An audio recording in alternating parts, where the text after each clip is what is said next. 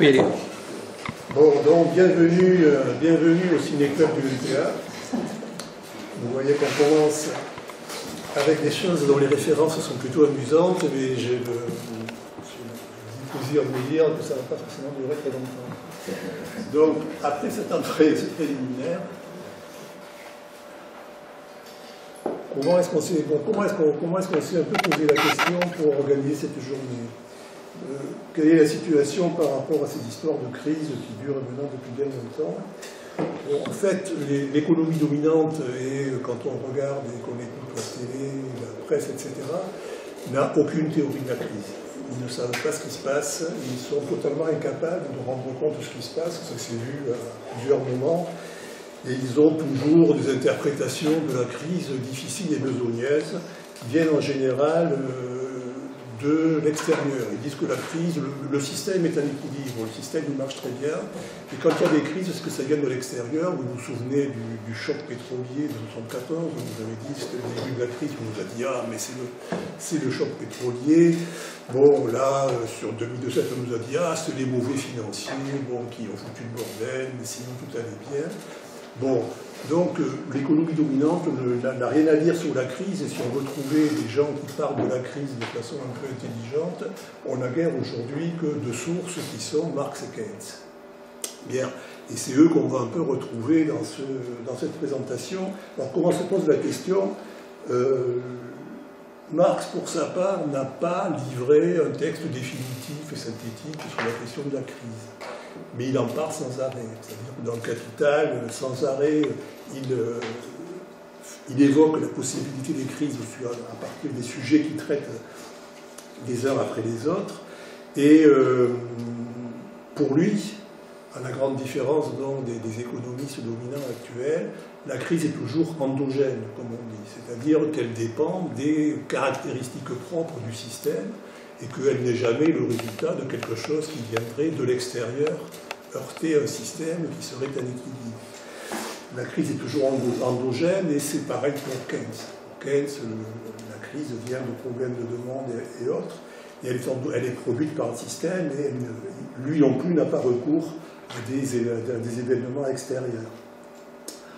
Ensuite, la crise a toujours des configurations particulières. Bon, c'est la première crise qu'a connue le capitalisme. C'était la crise des tulipes à Amsterdam en 1636. Donc, c'était là une crise sur le marché de la tulipe qui a déclenché une vraie crise. Aujourd'hui, c'est la crise immobilière, c'est des effondrements boursiers, c'est des cracks, c'est des faillites. Bon, les formes extérieures que prennent les crises peuvent être multiples, et chaque fois on est surpris par la forme qu'elles prennent, puisque la crise des subprimes américains en 2007 était quand même très largement inattendue et très, très spécifique. Au-delà de ces caractéristiques très variables, eh bien, ce qu'il faut expliquer, c'est la récurrence des crises d'une part, c'est-à-dire qu'elles sont permanentes dans le système depuis sa naissance, qu'on peut grosso modo dater réellement depuis la Révolution française, et bon, qui est en fait antérieure à ça depuis 2 ou 3 siècles, disons. Ces crises sont récurrentes, et leur permanence est maintenant avérée. Et par ailleurs, ce sont des crises qui sont totalement différentes de ce que connaissaient les anciens régimes économiques, ceux qui ont précédé le capitalisme. Dans les anciens régimes, les crises étaient des crises qu'on appelait frumentaires, c'est des crises de pénurie de valeurs d'usage, c'est-à-dire qu'il y avait des problèmes météorologiques divers ou des problèmes compliqués qui faisaient qu'à un moment donné, on manquait de valeurs d'usage, et il y avait des diètes, il y avait des famines, parce que les rendements agricoles n'étaient pas au rendez-vous. Donc pénurie de valeurs d'usage, et pour les crises du capitalisme, c'est un peu à l'inverse, c'est de la surproduction de valeurs d'échange qu'il s'agit, c'est-à-dire qu'il y a beaucoup trop de choses sur le marché, et que, quels que soient les besoins et l'ampleur des besoins, même s'ils ne sont pas satisfaits, c'est cette suraccumulation qui crée le moment de la crise, et donc le capitalisme a un comportement tout à fait spécifique par rapport à la question de la crise, et c'est ce comportement qu'il faut essayer de comprendre. Voilà, donc le plan de ce qu'on va faire, c'est, il y a dans le Capital, qui est quand même le bouquin de base sur le sujet, 3 entrées principales sur la question de la crise, c'est celle qu'on va regarder d'un peu plus près. dès la page 50 ou 60, je ne sais plus, du Capital, tout à fait au début, dans l'analyse de l'échange, Marx parle déjà de la crise, je vais y revenir plus précisément, à propos de l'échange et de l'argent. Il y a ensuite un second temps où il en parle, qui est ce qu'on appelle en termes techniques les schémas de reproduction, mais qui pose la question de la demande globale, de la demande et de son rôle dans la crise. En tout cas, un certain nombre de marxistes l'ont interprété comme cela. Et puis il y a le troisième point qui est la baisse tendancielle du taux de profit dans le livre 3, dont Marx dit que c'est la loi fondamentale du capitalisme. Tous les marxistes ne sont pas d'accord là-dessus. On verra qu'y compris aujourd'hui le débat rebondit et qu'il y a un certain nombre de marxistes aujourd'hui qui contestent que la baisse tendancielle du taux de profit joue un rôle clé dans ce qui se passe aujourd'hui. Bien, donc on a tous ces éléments. On n'en a pas l'articulation et la hiérarchisation que Marx n'a pas réellement prévue et faite de façon définitive, d'où de multiples débats chez les marxistes qui durent et qu'on retrouve aujourd'hui et qu'on va un peu rencontrer. On n'en fera pas le tour parce que c'est un sujet extrêmement prolifique qui dure depuis la fin du 19e. Les premiers débats se produisent fin du 19e, début du 20e, avec Rosa, Lénine, etc. On va y revenir dessus très rapidement, mais on sera loin d'avoir fait le tour du sujet de ce point de vue-là, même s'il faut l'évoquer. Bon, pour savoir un peu de quoi on parle quand même, avant de rentrer dans le vif du sujet, j'ai trouvé cette courbe, qui est une courbe qui a un intérêt parce qu'elle est très longue. Elle part de 1869 jusqu'en 2007. Et elle montre l'évolution du taux de profit des 14 plus grandes économies mondiales dans cette période-là.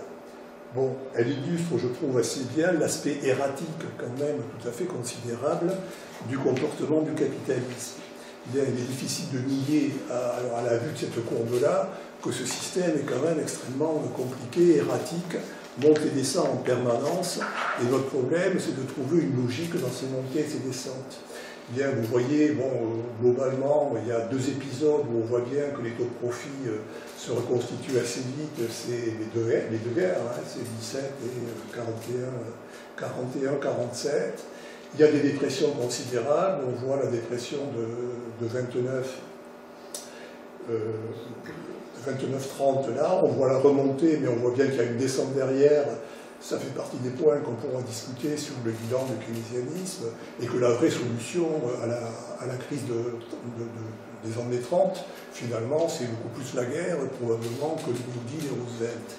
Bien, c'est un débat qu'on peut avoir, mais qui apparaît assez bien, je trouve, cette courbe-là. Et puis, il y a le bout de la courbe sur lequel on va passer un bout de temps à la fin, parce qu'il est problématique. On voit bien que là, depuis 65, on est en chute libre d'abord, il y a une stabilisation qui correspond au moment néolibéral et à l'entrée en... Mais enfin, c'est une stabilisation qui ne vaut pas quand même un retour en grande forme, et derrière, ça continue de tomber jusqu'en 2007, et si on prolonge cette courbe, ça ne va pas beaucoup mieux depuis.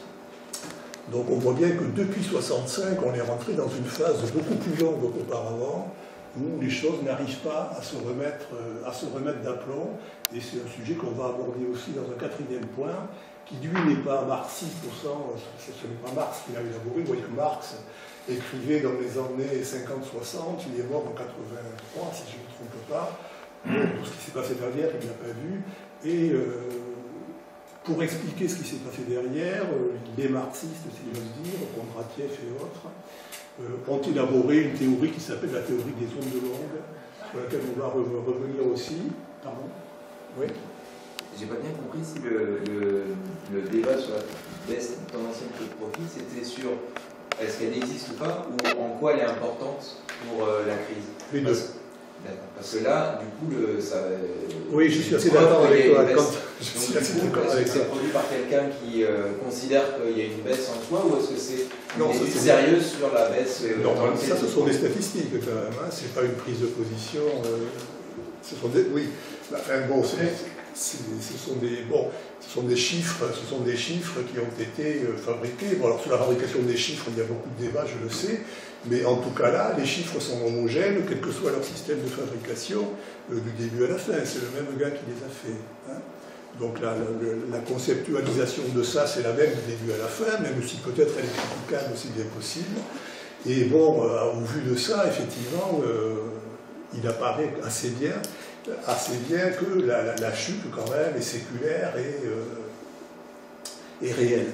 Bien, mais après, les deux positions existent. Il y en a qui contestent que cette loi existe aujourd'hui, on y reviendra un peu, et d'autres qui pensent que si elle existe, elle n'est pas première.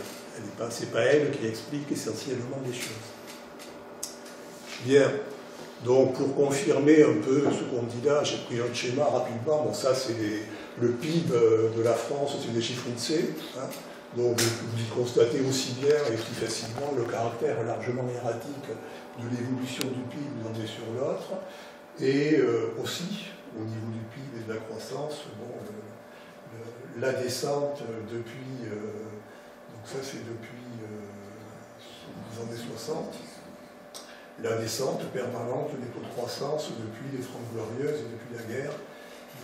Donc c'est une façon de confirmer toutes les courbes un peu longues d'évolution du capitalisme montrent des choses comme ça de façon assez évidente et systématique.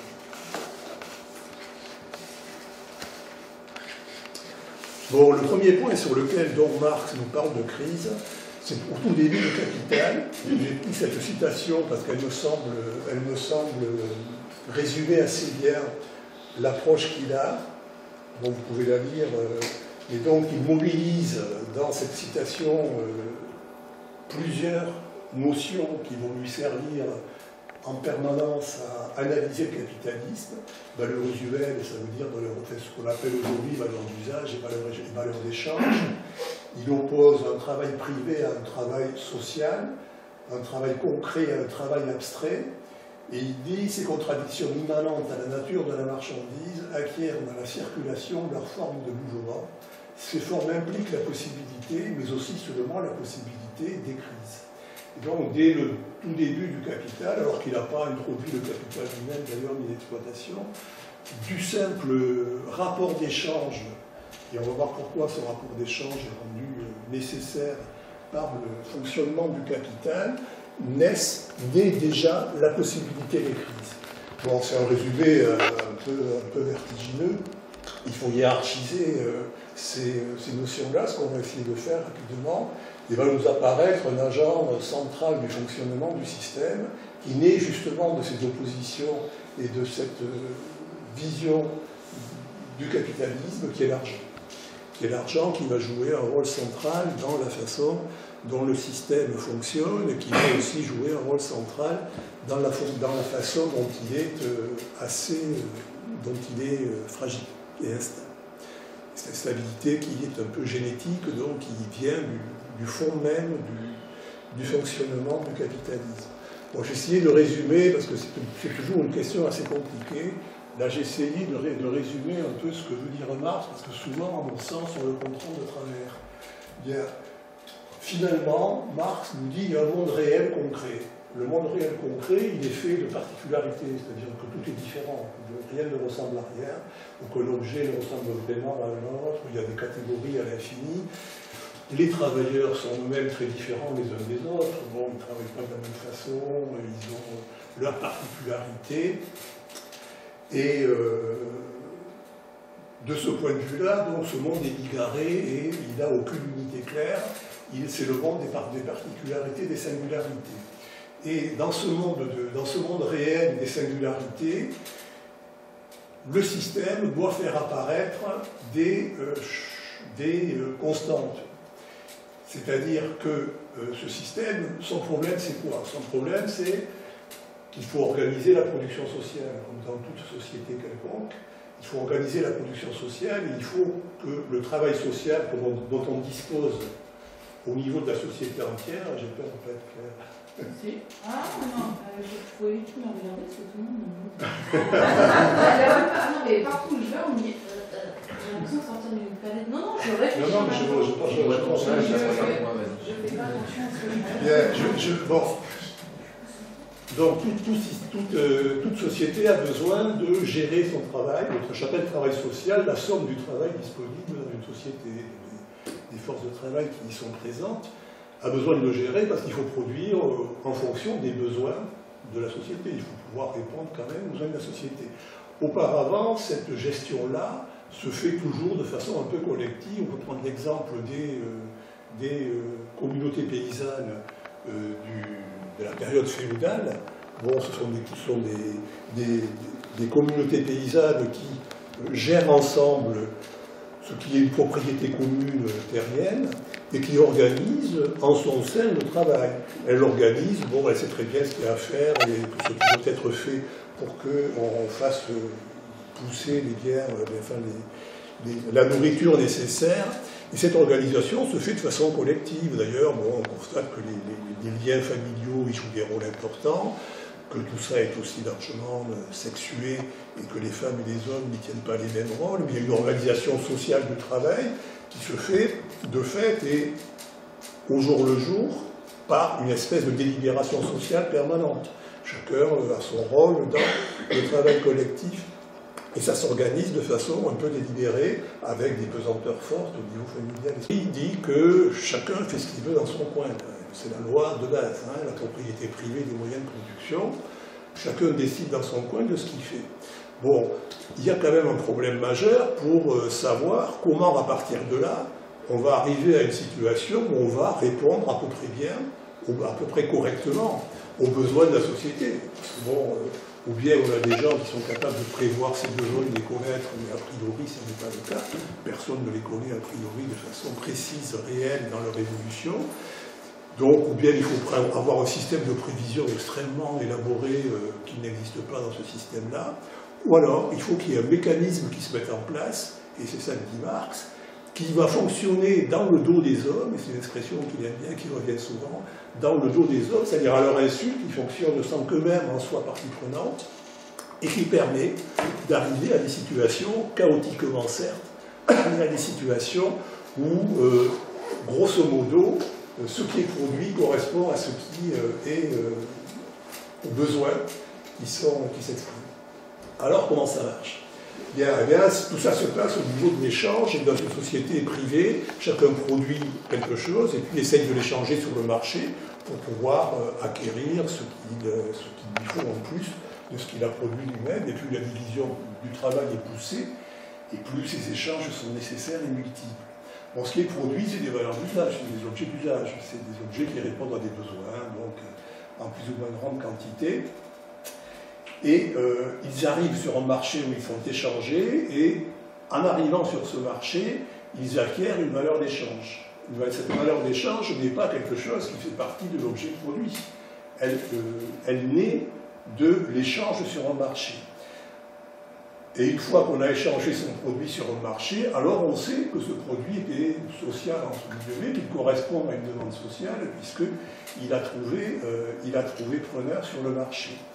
Ce faisant, on a transformé de fait, et sans le savoir, le travail concret, multiple, singulier de chacun des travailleurs dans chacune des branches, etc., à une espèce de travail abstrait qui, on a dit que les travaux s'équivalaient. En échangeant deux objets, on dit finalement que les travaux qui ont permis de les produire s'équivalaient, et l'agent de cette transformation, c'est l'argent. C'est l'argent qui permet c'est le retour de l'argent vers celui qui a produit qui permet de garantir, de dire qu'effectivement son travail était un travail reconnu socialement. Et finalement, avec ce système-là, on a transformé un travail privé au départ, c'est-à-dire fait sur une décision privée de produire ceci ou cela et dans telle et telle condition, en travail social, c'est-à-dire reconnu socialement. Bien, on aurait pu prendre le problème de toute autre façon et décider avant de quoi la société avait besoin. Et décider avant ce que devait être le travail social pour ensuite le mettre en œuvre. C'est un peu l'idée qu'on a quand on parle de socialisme ou de communisme. Alors bon, ça pose beaucoup de problèmes aussi, il ne faut pas croire que c'est très simple non plus, mais bon, c'est la démarche inverse qui se produit là, et le médiateur central de cette affaire-là, c'est l'argent. c'est l'argent, et ce système-là permet donc d'avoir une comptabilité sociale du travail, mais qui s'effectue d'elle-même, qui n'est pas ex-ante, qui est ex-post, et qui se trouve... Alors, comme elle est ex-post, effectivement, si on s'est gouré, et si on n'arrive pas à vendre son produit sur le marché, eh bien, on a travaillé pour rien, et on a gaspillé du travail social qui aurait pu être consacré à d'autres productions plus utiles, mais on ne le sait qu'après. Bien. Donc ce système-là fonctionne un peu à l'insu des hommes, et le monde social qu'il produit à partir du monde réel concret et qu'il transforme, ce monde social, c'est un monde abstrait, c'est un monde de l'abstraction, c'est un monde qui s'impose aux hommes, dans le dos des hommes, qui s'impose à eux, et qui est un monde où l'universalité est réelle, c'est-à-dire ce qui vaut pour tout le monde et ce qui est d'usage général pour l'ensemble de la société, c'est l'argent. C'est l'argent qui traduit cette transformation, et c'est la circulation de l'argent qui permet de gérer le travail social. Voilà, c'est un métabolisme social qui se fait dans le dos des hommes, et dont le médiateur principal est la circulation de l'argent. Et le monde social, lui, devient un monde un peu abstrait, où la relation entre les hommes, ça n'est plus la relation d'homme à homme, la relation humaine d'homme à homme, c'est la relation entre les objets qui dit quelle est la relation entre les hommes. Si je me suis gouré, que j'ai produit quelque chose qu'il ne fallait pas produire, eh ben, c'est le marché qui va me dire que je me suis trompé, c'est pas le débat avec la socialité qui va me le dire, c'est une espèce de mécanisme qui agit dans mon dos et qui va me rejeter de fait, parce que si je me suis trompé, ma boîte, je vais la fermer, la fin du chômage, etc. Et ce qui me le dit, que je me suis bourré, c'est pas un débat social, une délibération, une confrontation sociale, c'est ce système-là. Bien, bon, on va s'arrêter avec ça parce que Marx en tire de nombreuses conséquences, mais qui ne sont pas directement reliées à notre sujet. Est-ce que tout va bien? Pardon? Je suis jamais. Bon, voilà. Alors, arrivé là, j'ai arrivé ici, c'est un premier point donc, dont Marx déduit l'instabilité de ce système, qui est donc, dans sa conception même de base, un système qui produit en permanence des différences et des instabilités. Et je voudrais juste revenir, avant de continuer, sur cette question de la valeur, donc, qui arrive aux objets d'usage par le mécanisme du marché et de l'échange, pour bien préciser ce que signifie cette affaire pour Marx. Parce que dans un autre texte, qui n'est pas dans le Capital, mais qui est ailleurs, que j'ai dit quand vous envoyez d'ailleurs, mais je sais qu'il y a eu des problèmes, vous l'avez probablement pas lu, qui s'appelle Le fragment sur les machines, qui est un texte qui est devenu très célèbre dans les gens qui parlent ou qui disent de Marx. Marx dit, mais finalement, cette façon de mesurer le travail social par la valeur et par donc le travail qui est inclus dans les objets, c'est la seule façon que le système a pour gérer sa socialité et son vivre ensemble. Finalement, c'est une mesure misérable. C'est une mesure misérable parce que, au fur et à mesure que le système devient de plus en plus performant et productif, et que des systèmes de machines de plus en plus élaborés, complexes et productifs arrivent sur le marché, sur la production, finalement, cette façon de mesurer le travail, de mesurer la production sociale, devient extrêmement misérable et à côté de la plaque. C'est-à-dire que le système a une puissance de production aujourd'hui bien supérieure à la force de travail des travailleurs, et que cette façon de toujours le ramener à ça, parce que c'est ça qui gère le système, devient quelque chose qui est extrêmement pénalisant, extrêmement misérable, dit-il, dans l'appréciation du travail humain, dans l'appréciation de la production et de la richesse sociale du travail humain. Derrière ça, il y a tous les débats sur le PIB que vous connaissez. On dit, bon, le PIB, ça ne rend pas compte de la réalité du travail social. Vous avez vu Sarkozy faire des commissions à Stiglitz et je ne sais plus quel autre, Amartya Sen, je crois, économiste, pour essayer de trouver des mesures. Mais il n'y a pas d'autres mesures, parce que la seule façon qu'a la société de gérer socialement sa capacité de travail, c'est ça, c'est de réduire en permanence ce qui est produit au système de la valeur et donc à des confrontations de quantité de travail. C'est ça la seule façon qu'elle a de s'auto-gérer, si j'ose dire, sans le prendre réellement en compte de façon volontaire.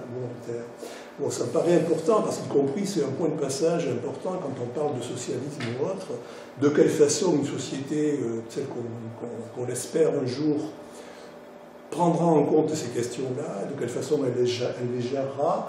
Ça a été un débat dans l'URSS de 17. Est-ce que la loi de la valeur, ce que Marx appelle la loi de la valeur, c'est ça, hein, c'est l'idée que ce qui permet de donner, d'estimer les objets d'usage, c'est de leur donner une valeur qui est rattachée au travail. Est-ce que cette loi de la valeur vaut encore dans une société socialiste et comment? Bien, ce sont tous ces débats qui ressortiront un peu à ce moment-là. Mais bon, bien se mettre dans l'idée que pour Marx, la valeur n'a aucun caractère naturel, c'est un rapport social, c'est une conséquence de la pétition de principe de base du système qui est celui de la propriété privée et en particulier de la propriété privée des moyens de production. Bon.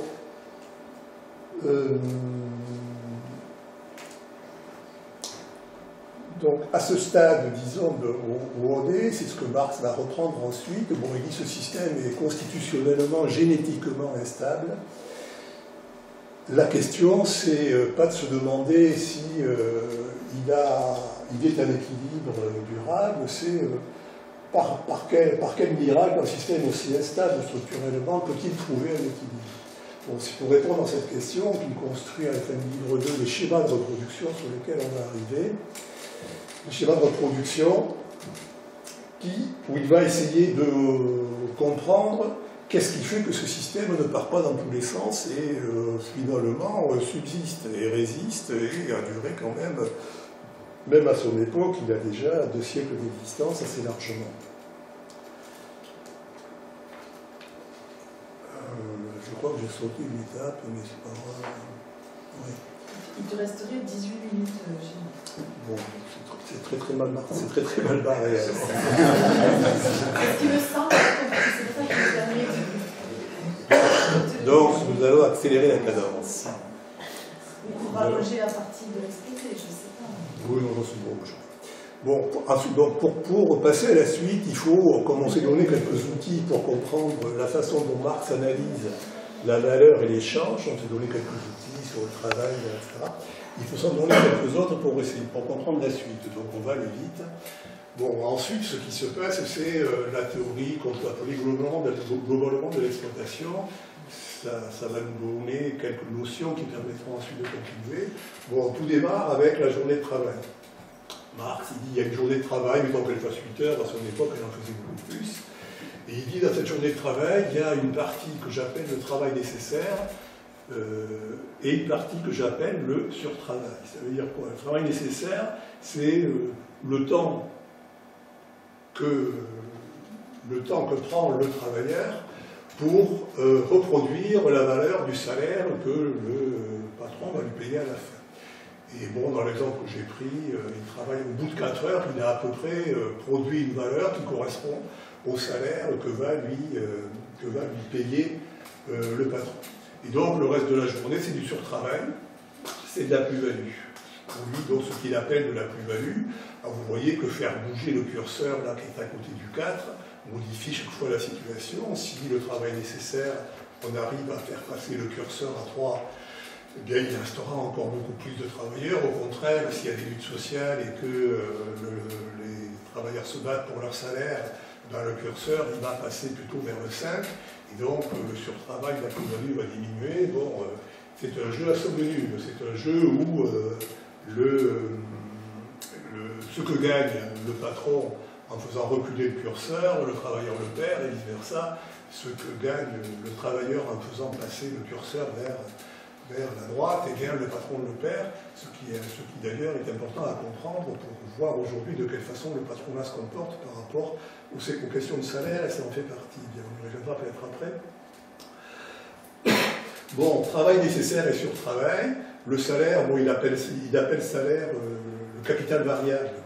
Il l'appelle ça variable parce que c'est lui qui produit la plus-value. Il est variable au sens où il produit plus que ce qu'il est payé.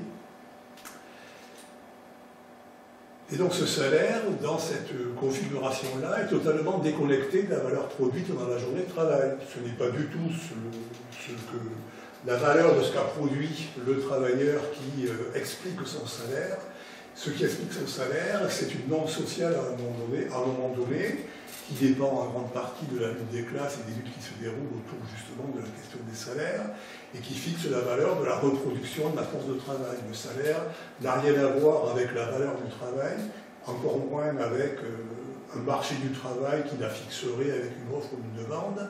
Il a à voir avec une norme sociale décidée socialement à un moment donné par les luttes de classe, qui est que faut-il pour reproduire la force de travail à un moment donné, en termes de dépenses, de logement, de santé, de nourriture, et en prenant en compte l'ensemble de ce qui fait la vie des travailleurs, y compris la famille, les enfants, etc. C'est une norme sociale qui fixe le salaire. Et donc, pour produire, il faut donc avoir ce travailleur qui fonctionne de cette façon-là, en travail nécessaire à son travail. Et puis, il faut un capital que Marx appelle constant, qui est grosso modo entre les machines. Ce capital constant qui transmet sa valeur sans en créer une nouvelle, c'est-à-dire que chaque année, quand on achète une machine qui vomit, chaque année, si elle va durer 10 ans, et on répartit les 100 de ceux qui ont été dépensés sur l'ensemble de la production. C'est ce que les comptables appellent l'amortissement. Il n'y a là aucune création de valeur. Cette valeur a été créée précédemment. Et donc la forme valeur de la marchandise, c'est écrit de cette façon-là pour Marx, C plus V plus plus-value. Donc à partir de là, il développe une série de choses, on va aller vite, il dit, bon, le but de la production, c'est l'augmentation de la plus-value, qui est un autre nom pour le profit, et il y a plusieurs façons de le faire. Il y a ce qu'il appelle la plus-value absolue, qui est l'allongement de la journée de travail. Vous avez vu sur le schéma que si, sans faire bouger le curseur, on allonge au-delà de 8 heures la journée de travail, eh bien c'est autant de surtravail qui va être obtenu. Et puis il y a une autre façon, plus compliquée, d'augmenter cette plus-value, c'est ce qu'il appelle la plus-value relative, qui consiste justement à faire baisser le coût de la reproduction de la force de travail.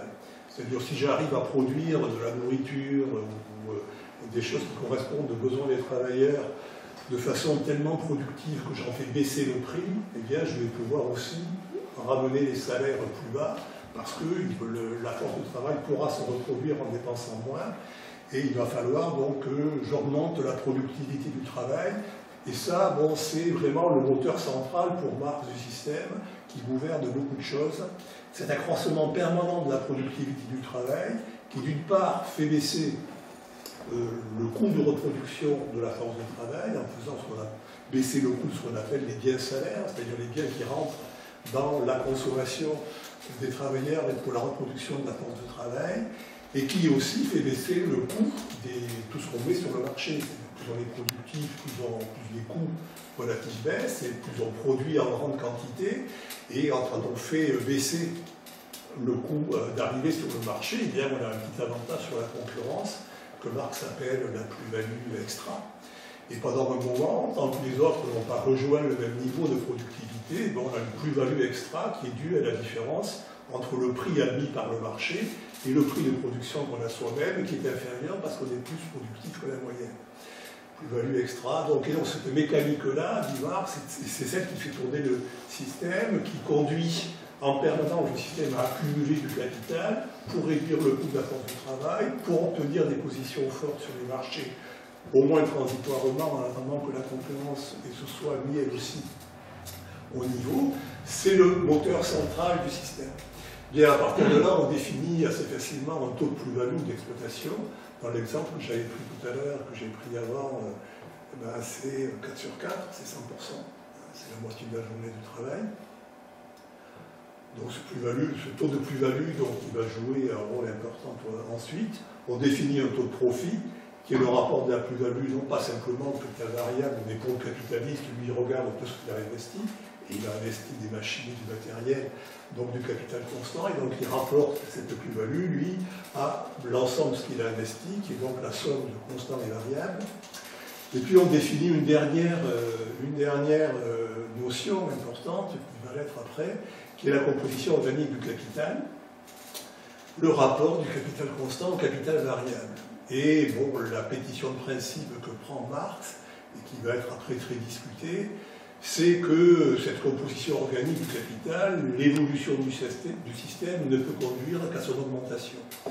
Et que, comme le capitaliste accumule en permanence du capital constant et des machines de plus en plus performantes, le capital constant prend le pas sur le capital variable, devient de plus en plus important dans ce système par rapport au capital variable, et comme, qu'on le veuille ou non, c'est le capital variable qui produit la plus-value et non pas le capital constant, eh bien ce déséquilibre conduit à des pénuries de plus-value comparées au capital constant. On en reparlera avec la baisse tendancielle du taux de profit. Les schémas de reproduction dont Marx se demande comment ce système tient debout. Il y a un premier problème évident, c'est que si la valeur des marchandises c'est C plus V plus PL, les résultats distribués, les revenus distribués dans chaque période, c'est les salaires et les profits, c'est V plus PL.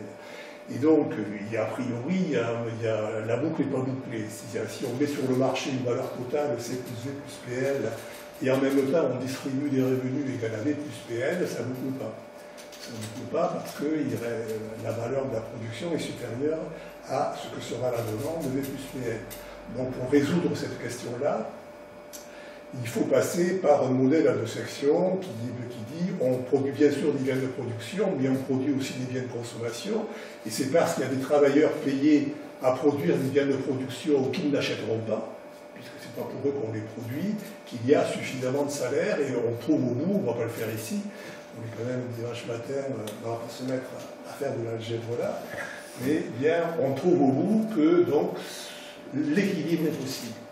L'équilibre est possible, mais il est possible si on garantit, si on observe une certaine proportionnalité entre les deux secteurs de production, ceux de biens de production et de consommation, et, constate Marx, aucun automatisme ne garantit que cette proportionnalité entre les secteurs soit observée en permanence. Donc c'est un équilibre aléatoire qui peut exister, qui montre que le système peut se boucler, mais qui n'est pas absolument certain. Pas du tout, il n'y a aucune logique interne forte du système qui permet de garantir que cette proportionnalité sera observée et réalisée. Bon, et le second point sur lequel on va tirer des conclusions, c'est que finalement, dans ce schéma, c'est la production qui crée la demande et non l'inverse. C'est-à-dire qu'il n'y a pas d'appel nécessaire a priori à une demande extérieure si les conditions de proportionnalité sont respectées. Bon, c'est la production qui crée la demande, c'est en mettant sur le marché l'ensemble de ce qui est produit, avec les revenus afférents, que le système se boucle, et il n'y a pas besoin d'une demande extérieure systématique quand les proportionnalités sont observées. Si elles ne le sont pas, il y a des équilibres, il peut y avoir ce genre de questions, mais pas de façon, comment dire, intrinsèque et native. Donc c'est à partir de là que se loue ce débat entre Rosa et Lénine, c'est le début du XXe siècle, qui porte finalement sur l'origine de l'accumulation et de l'investissement. Bon, pour Lénine et Marx, c'est la concurrence et la plus-value relative, c'est la production qui gouverne la circulation, c'est ce qui est mis sur le marché qui suscite une demande. Pour Rosa, elle va produire un gros bouquin qui s'appelle L'accumulation du capital. Elle dit que cet équilibre est en permanence instable, on n'a pas prouvé qu'il pouvait se réaliser réellement, et donc c'est la demande préalable qui déclenche l'investissement, et les capitalistes, avant d'investir, regardent et essaient d'évaluer s'il y a une demande pour produire, sinon ils sont en suraccumulation permanente, c'est la circulation-réalisation qui gouverne la production. Donc c'est un peu le débat qui s'annonce, qui sera aussi celui entre Marx et Keynes plus tard. Et donc, plus généralement, dans la conception générale du système, pour Marx et Lénine, dans son débat à ce moment-là, c'est le niveau des profits et la concurrence entre les capitalistes qui décident de l'accumulation. S'il y a des profits, il y a de l'accumulation. Et pour les tenants de la sous-consommation, la causalité est à l'inverse. C'est l'investissement qui, pour eux, dépend de la demande, qui gouverne le profit. Et ce débat, c'est le débat actuel qu'on a sur la crise au sein de la gauche radicale, et qui est ensuite repris en compte, parce que Keynes intervient dans ce débat. Il n'intervient pas dans ce débat de façon consciente, parce qu'il n'a jamais lu Marx, il a dit que ça ne l'intéressait pas, et donc il n'a pas intervenu dans ce débat en tant que tel. Mais c'est le débat qui oppose les marxistes et les keynésiens. Pour les uns, c'est l'augmentation de la demande globale, salaire et dépenses publiques, qui doit résoudre la crise. Et pour les autres, disons les marxistes un peu durs, un peu straight, tant que les profits ne sont pas restaurés, eh bien, il n'y a pas de possibilité de sortie de crise, et on peut faire ce qu'on veut avec la demande et l'alimenter autant qu'on le veut par des politiques keynésiennes. C'est la restauration des profits qui tranchent et non pas la demande. Bon. Voilà, alors bon, on peut déduire pas mal de choses de ce débat, parce que Keynes, lui, n'a pas de théorie du profit, et quand on dit Keynes, on ne sait pas d'où vient le profit, comme quand on lit d'ailleurs tous les économistes dominants de l'économie dominante aujourd'hui, le profit reste un mystère, on ne sait jamais d'où il vient, et dans la comptabilité, le profit est un résidu. Dans la comptabilité, on calcule les salaires, ça on sait très bien, etc. Ce qu'on a vendu, on enlève les salaires, on a et ce qui reste en bas, c'est le profit. Mais on ne sait pas, ça n'explique pas d'où il vient, et Keynes n'est pas plus que les autres une explication sur d'où vient le profit.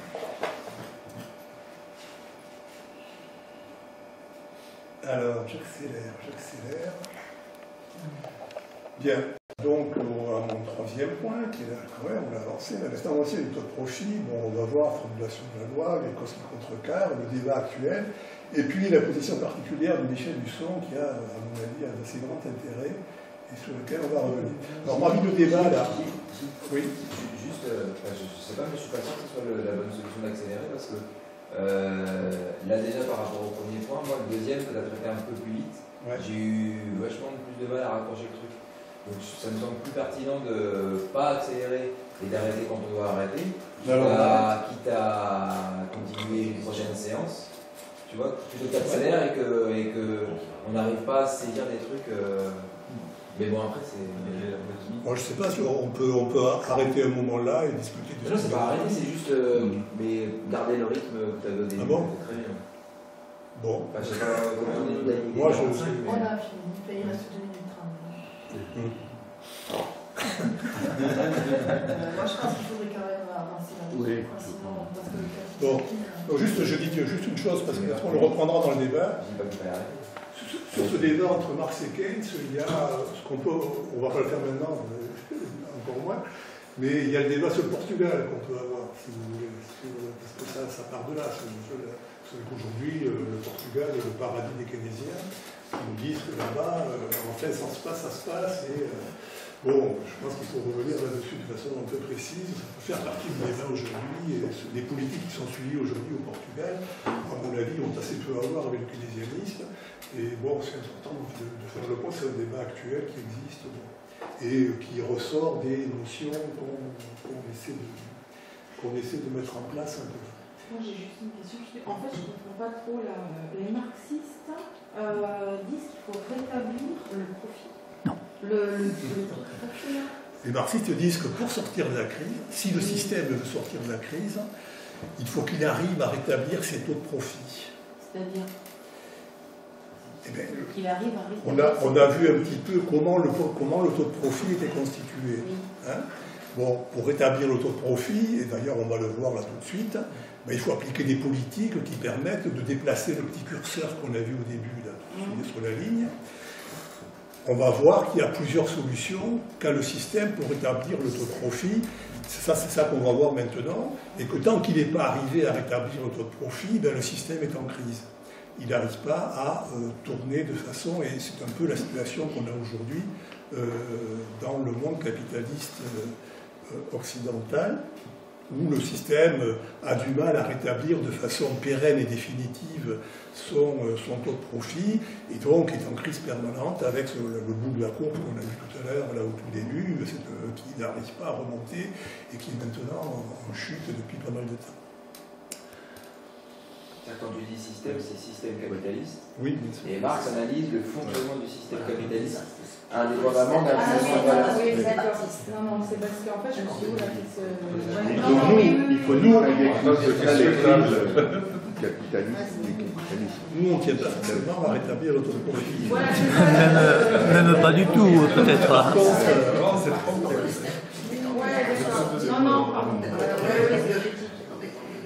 Par contre, ça nous intéresse de savoir comment le système peut le faire ou ne peut pas le faire à un moment donné, parce que ça crée des situations. Comment on peut aider à ce qu'il ne le fasse pas? Et y compris s'il n'y arrive pas, ça nous va plutôt bien. Mais bon, c'est une autre question. C'est une autre question.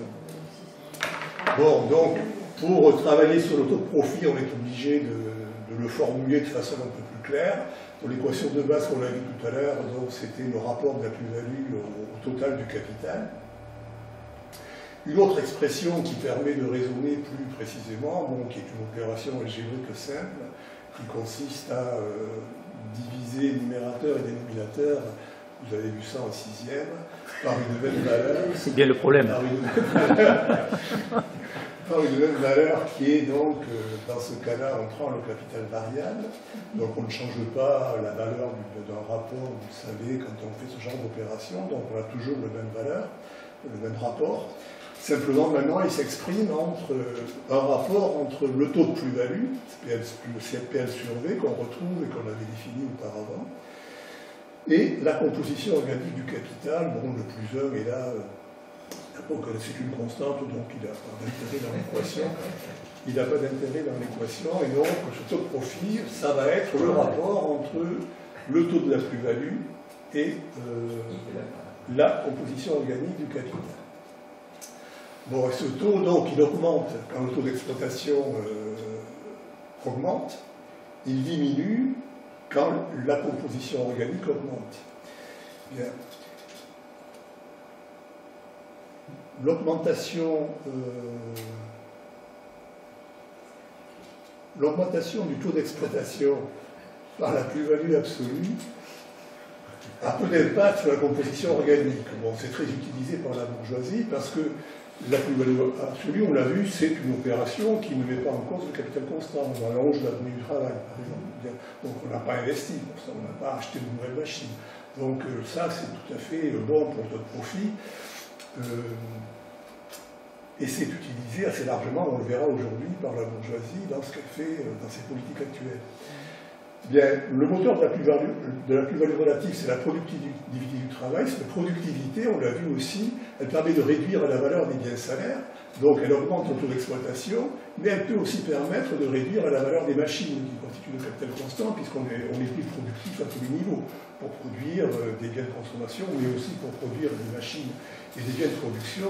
Et donc, cette plus-value relative influe à la fois sur le numérateur et les dénominateurs, ce qui va faire dire à beaucoup de gens que finalement cette loi est un peu indéterminée. Bien, quand on a une loi qui dit que finalement on ne sait pas trop si ça va monter ou descendre, augmenter ou diminuer, est-ce que c'est vraiment une loi? Bon, c'est la base de série de critiques, y compris au sein du marxisme, sur cette loi de baisse tendancielle du taux de profit.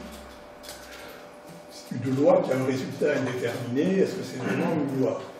Bon, le raisonnement de Marx consiste à dire qu'à long terme, en tout cas à moyen terme, la compression des salaires a une limite physique, sans compter la conflictualité sociale et les luttes de classe qui sont autour. on ne peut pas baisser les salaires. Il y a un point limite à partir desquels on ne peut plus les baisser parce que la survie même de la force de travail est en cause, alors que la hausse, l'augmentation du capital constant, elle, n'a pas de vraie limite. Et le capital constant peut monter jusqu'à des niveaux qui ne sont pas limités par aucune logique quelconque, et donc l'alourdissement de la composition organique du capital n'a pas de limite, alors que la compression des salaires, elle, a une limite réelle, et donc ce taux finira par monter, forcément, à un moment où la composition organique du capital finira par monter, forcément, ou à un moment ou à un autre, et que donc le taux de profit baissera. Bon, et il dit, bon, il y a beaucoup de causes qui contrecarrent la loi, ils les appellent comme ça, qui permettent de maintenir la loi dans des limites supportables pour le système. Donc la plus-value absolue, c'est l'allongement de la durée de l'intensité de travail. On va voir que c'est une politique très largement prise en compte aujourd'hui par les politiques bourgeoises. La plus-value relative, l'augmentation de la productivité du travail, pousser la concurrence entre les travailleurs pour faire baisser les salaires par notre biais, c'est le chômage de masse, la concurrence mondiale entre les salariés, c'est aussi un des objets qu'on poursuit la bourgeoisie avec ce qu'on appelle la mondialisation, qui consiste à mettre en concurrence au niveau mondial l'ensemble de la force de travail, et non plus uniquement pays par pays. Il peut aussi tenter de faire baisser le coût du capital par la plus-value relative, en ayant des gains de productivité importants. On verra qu'aujourd'hui, c'est un des problèmes qui fait que ça n'arrive pas à s'arranger. En mettant en place du commerce international qui permet de s'approvisionner au plus bas coût et de faire donc baisser ce qui rentre dans la composition des matières premières, de l'énergie, etc., à bas coût, en multipliant le commerce international, faire aussi rentrer des biens de consommation de base pour les travailleurs à très bas coût, en les faisant venir de loin si nécessaire pour pouvoir peser sur les salaires. Et bon, à mon sens, ce qui est peu pris en compte, mais que je trouve aujourd'hui relativement important, c'est le niveau aujourd'hui où on est arrivé dans les causes qui contrecarrent la loi qui font que les profits se maintiennent à un niveau relatif. Il y a une privatisation massive d'argent public aujourd'hui qui est quelque chose qui est devenu réellement assez phénoménal. Les évaluations d'aujourd'hui, c'est qu'environ 200 milliards tous les ans passent des caisses de l'État, c'est-à-dire des nôtres, de nos impôts, dans les caisses des actionnaires. C'est le CICE, c'est tous les allègements de charges, c'est les questions de fiscalité, etc. Il y a une privatisation massive d'argent public aujourd'hui. Cet argent se retrouve au bout du compte, au bout de la filière, et se retrouve dans les profits, et dans les bilans des sociétés, et dans les données des actionnaires. C'est devenu quelque chose qui permet de prendre des abus extrêmement massives, plus la rente foncière avec l'envolée des coûts du logement, qui fait qu'aujourd'hui, les propriétaires sont devenus des espèces de sangsues de la société, et le logement capte une partie de la richesse sociale considérable de façon totalement parasitaire, qui est devenue aussi une façon de maintenir et de faire passer du côté du profit des choses qui, jusqu'ici, étaient du côté plutôt du salaire. Oui. Est-ce que tu décris le CICE, tout ça, le fait qu'il ne paye pas les cotisations salariales, ça revient à une baisse de salaire? Le CICE, non, c'est pas. Le CICE, c'est de l'argent. On paye avec. C'est l'argent de nos impôts. Oui, mais c'est nos impôts qu'on donne, et en fait, qui sert au patron à baisser les salaires. S'il ne paye pas les cotisations qui sont parties des salaires. Le CICE et les cotisations, c'est pas pareil. C'est pas la même chose. On peut discuter sur chacune des modalités de cession d'argent public au privé, mais c'est devenu quand même un phénomène considérable qui, à mon avis, joue dans les résultats. Quand on calcule le niveau des profits aujourd'hui, il faut tenir compte de ça. C'est-à-dire qu'il y a une masse d'argent public qui est de plus en plus donnée à l'entreprise et aux actionnaires, qui deviennent maintenant quelque chose de très considérable et de significatif. 200 milliards par an, je me rappelle grosso modo le PIB de la France, c'est 2200 milliards, c'est quelque chose quand même qui pèse très lourd. Le budget de l'État, c'est 350 milliards. Si 200 milliards partent chaque année, ce sont des sommes qui ont du sens dans la répartition de la richesse nationale. Ce chiffre que tu donnes là, ça fait consensus, c'est des études économiques, c'est des études économiques, et c'est des études, c'est assez rigolo d'ailleurs, parce que j'en ai lu une qui est une étude du Sénat. C'est assez rigolo parce que le début de l'étude, c'est il y a tellement de procédures par lesquelles les entreprises peuvent se présenter au guichet public qu'on n'est pas sûr de les avoir toutes retrouvées. C'est-à-dire parce que c'est l'État, c'est les collectivités locales, c'est toute la structure administrative qui ouvre des guichets à tout niveau, dans l'agriculture, dans l'industrie, dans toutes les... Bon, pour que les entreprises viennent chercher du fric public. Là, vous savez, souvenez-vous des municipales, des débats des municipales, c'est combien de fric on donne aux entreprises pour qu'elles viennent créer de l'emploi chez nous. C'est tout ça qui est derrière, cette mécanique-là.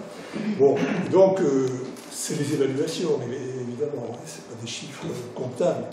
L'ordre de grandeur, c'est entre 150 et 200 milliards. Bon, par rapport à ce que disait Romain, ce que tu dis sur la baisse des cotisations et la manière dont les politiques d'exonération de cotisations, y compris à des niveaux élevés, jusqu'à des salaires de 800 ou 900 euros net mensuels, en fait, cette absence de paiement des cotisations, il est pris en charge par la fiscalité. Donc c'est ça, par rapport à ce que pour le coup, c'est l'État qui, par l'impôt, en fait, prend en charge une partie du paiement des salaires. Et donc, du coup, c'est une manière pour quelque part faire disparaître une partie de la masse salariale, et c'est la fiscalité qui le prend en charge. Et est-ce qu'il ne faut pas prendre en compte aussi le fait qu'avec nos impôts, on paye ce qui sert aux capitalistes pour reproduire la force de travail? Genre, l'école, elle sert à former des gens aussi qui vont aller bosser dans les boîtes pour...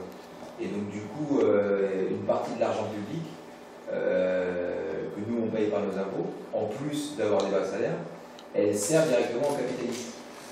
Oui, ça, moi, je suis pas... Enfin, c'est, comment dire, l'école, c'est un bien social, je sais pas comment dire, c'est un bien commun. Je parle pas d'école en général, je parle de l'éducation nationale telle qu'elle est organisée maintenant dans notre pays. Bon, voilà, c'est-à-dire l'école qui est tout entière tournée vers la satisfaction à court terme des besoins en travailleurs et en formation de travailleurs, ce qui est le cours que prend l'éducation depuis maintenant, je sais pas, 30-40 ans, de façon systématique. C'est-à-dire de plus en plus, on essaie d'adapter la formation des gens aux besoins des entreprises, comme on dit. Le problème, c'est que les besoins des entreprises, ils changent tous les 3 ans, grosso modo, et donc c'est bon. Mais si l'école est une entreprise de culture générale et de culture globale de la société, il n'y a aucune aberration à ce qu'elle soit prise en charge collectivement. C'est quand elle devient un outil au service des besoins à court terme et qu'elle forme des gens sur des besoins à court terme qui se retrouvent aujourd'hui 5 ans plus tard parce que les besoins ont changé, etc. C'est là qu'il y a un problème. Mais sinon, c'est un bien commun quand même, il me semble. Est-ce que de fait, dans un système capitaliste, elle ne l'est plus? Il me semble que ça l'a été longtemps, ça ne l'est plus, ça je suis d'accord, depuis au moins l'étape néolibérale, et sans doute un peu avant, où l'idée que s'il y avait du chômage, c'est parce que les gens n'étaient pas formés, c'est pas parce qu'il manquait des emplois, c'est parce que les gens n'étaient pas formés, ce qu'on oublie encore toujours, c'est pareil. Les chômeurs, c'est des gens qui n'ont pas la bonne formation au bon moment. Je ne sais plus comment j'ai commencé ma phrase, alors je ne sais pas comment donc je m'arrête là. Je rejoins un peu Romain, parce que les entreprises continuent à investir en France, par exemple, parce que les infrastructures sont quand même très développées. Est-ce que dans le sens de ce que tu dis, ce ne serait pas l'État construit des routes qui profitent aussi aux entreprises privées qui les utilisent pour faire des camions sur les routes? C'est un peu ça ce que tu veux dire? Tout l'investissement public dans notre système où les capitalistes qui bouffent sur notre dos. L'école est un service public avec ce que ça contient comme étant un enjeu de la lutte des classes. Ce n'est pas simplement un simple rouage de l'État au service du capital. Il y a en particulier la fonction publique enseignante qui est là et qui n'est pas elle-même, qui est tendanciellement intégrée à la logique de l'État, mais qui lui échappe en grande partie. Et c'est donc un enjeu politique. Et donc, dans les années 70-80, il y avait un concept qui était très avancé, c'est l'appareil idéologique d'État qui avait tendance à réduire en particulier l'école à un rouage de l'État capitaliste, mais directement. Or, nous expérimentons, en tant qu'enseignants, nous avons expérimenté que c'est beaucoup plus complexe que ça et que c'est contradictoire, entre autres par l'enjeu des luttes enseignantes et puis par la logique même du type de savoir qu'on met ou qu'on ne met pas, etc. Et la bourgeoisie l'a bien compris, qui aimerait bien attirer vers elle quelque chose qui ne lui est pas acquis, comme ça aussi mécaniquement que certains le disent. Donc moi je suis totalement opposé à l'idée que l'école est un simple rouage de l'État. On échappe à ce moment-là à la notion de contradiction qui mine le capital. Quelqu'un s'occupe de prendre les esprits parce que moi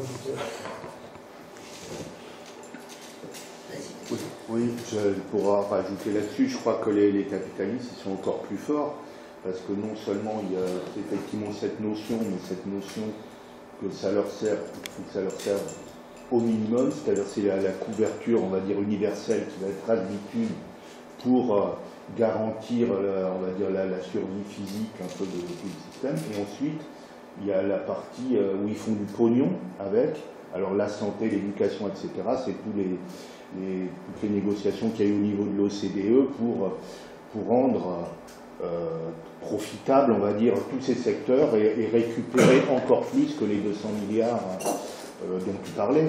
Et ça, c'est un des enjeux de maintenant. Bon, on voit le truc aéroport de Paris, les autoroutes, etc. Les routes, j'ai entendu hier à France Inter, effectivement, il y a un SI, etc., qui veulent récupérer toute la partie profitable et ils disent que c'est un gisement et c'est virtueux parce que ça va faire baisser les coûts de l'État. Sous-entendu, ça va nous rapporter du pognon, donc il y a tous ces trucs-là. Et ces problématiques-là, dans les discussions sur les ronds-points, dans les gilets jaunes, c'est vraiment central parce que ça c'est des trucs concrets qui se voient. Après, toute la mécanique, et c'est pour ça que c'est important ces formations, c'est d'essayer de décortiquer ça et renouer avec Marx et réactualiser. Par rapport à ça, il y a un thème qui circule aujourd'hui dans les débats d'extrême gauche, c'est ce qu'on appelle l'accumulation par dépossession. L'idée, c'est que le capitalisme n'arrive plus à trouver d'opportunités d'investissement intéressantes à des taux de profit suffisants, et que donc maintenant, il recommence ce qu'il avait fait au départ, que Marx appelait l'accumulation primitive, c'est-à-dire l'expropriation des derniers bouts de propriété collective qui restent, pour mettre à profit, c'est exactement ce qui se passe sur les autoroutes et les routes, c'est le système que tu dis là, et comme le système n'arrive plus à produire normalement du profit dans ses activités normales, il essaie de gagner cette accumulation par expropriation de ce qui est encore les bouts de reste de biens publics, qui est aussi donc perçu comme une conséquence de la crise qui est installée actuellement et du fait que, on verra cet après-midi je pense, le capitalisme actuel a quand même quelques gros problèmes de profitabilité. Est-ce que je peux juste peut-être clarifier le truc? Moi, ce n'est pas un débat pour ou contre l'école. L'école, dans un système capitaliste, de fait, est tournée vers à une utilité pour le système. Et ça, on peut le généraliser pour tout. Alors bien sûr qu'il ne faut pas être bête, on va dire on va arrêter l'école ou on va arrêter les hôpitaux, parce que la reproduction de la force du travail, ça sert aussi à la qualité de vie des gens. Donc il y a des côtés indirectement positifs qu'il faut prendre. Et notre rôle, enfin moi c'est ce que je pense, mais notre rôle c'est la subversion des outils qui ont été mis en place dans un système capitaliste, qui sont censés initialement permettre la reproduction de la force du travail. La subversion est de faire passer dedans d'une part les luttes pour améliorer les conditions de travail, y compris quand ça prend sur le taux de profit et les gagne-pain des capitalistes qui nous prennent sur le dos, mais aussi pour s'en servir comme outil de subversion massive. Et alors déjà, d'un point de vue humaniste, le fait que tout le monde puisse accéder à une éducation meilleure, etc., le fait que tout le monde puisse être soigné comme il faut, c'est déjà quelque chose en soi. Mais nous, en tant qu'anticapitalistes et révolutionnaires, c'est de s'en servir pour expliquer, populariser et politiser, conscientiser le plus de monde possible sur la compréhension de ces choses. Comme ça, oui. dans la question de la privatisation des choses communes, je pense qu'à ce stade-là de l'exposé, il ne faut pas oublier de parler de la privatisation de l'air, par exemple, avec les permis, les droits à polluer, le marché carbone. C'est le droit de le glisser aussi, puisque le capitalisme voilà, est limité maintenant, et donc il y a l'eau, bon, mais ça c'est déjà fait, la terre, les forêts et l'air. Ça, c'est un peu pour le fun, donc on peut passer assez vite. J'ai repris donc, ce que Marx dit, les causes qui contrecarrent la loi, et on peut voir à quel point ça colle avec, c'est la feuille de route néolibérale, c'est ce qu'on vit réellement depuis 40 ans. La prolongation de la durée du travail, donc c'est l'affaire de la plus-value absolue. Rappelez-vous le débat permanent sur les 35 heures, les heures supplémentaires, les jours fériés à supprimer, les jours gratuits d'ailleurs aussi, il y a des débats pour qu'on fasse des jours gratuits. L'âge de la retraite, qui est évidemment un débat sur le temps de travail et au niveau de l'ensemble de la vie active. Donc tous les bouts pour prolonger le surtravail, ce que Marx appelle le surtravail, c'est la feuille de route néolibérale, de lisez leur programme, c'est ça que vous allez trouver. C'est une actualité assez confondante finalement. L'intensification du travail, c'est la logique de plus-value relative et de gain de productivité. Rappelez-vous tout le résultat de la coercition accrue sur la force de travail dans le cas actuel, avec les burn-out, les maladies professionnelles qui montent, le mal-être au travail, les suicides qu'on a connus. C'est là encore, on est en plein dans ce que Marx expose comme possibilité pour le capitalisme de produire de la plus-value relative, la baisse des salaires réels voire nominaux. On a eu le blocage des salaires depuis 1983 en France et la baisse des salaires réels par rapport à l'inflation, puisqu'on n'a plus réévalué les salaires depuis 1983 par rapport à l'inflation, la baisse nominale et réelle des pensions de retraite aujourd'hui, la fiscalisation du salaire socialisé, le partage de la valeur ajoutée qui a donc varié selon l'estimation de 5 à 10 points en France, où le profit a repris au moins 5 points de valeur ajoutée. Au moins 5 points de valeur ajoutée, certains pensent jusqu'à 10, 1 point valeur 20 milliards d'euros. L'armée industrielle de réserve, le chômage de masse, dont il faut bien se persuader, c'est très important, que pour la bourgeoisie, le chômage n'est pas un problème, c'est une solution. Et que jamais, plus le chômage est réel, plus ça leur va bien. Alors il y a des astuces pour le camoufler qui sont en marche aujourd'hui, mais le chômage de masse est une arme fondamentale du système et que le néolibéralisme utilise massivement depuis qu'il est au pouvoir.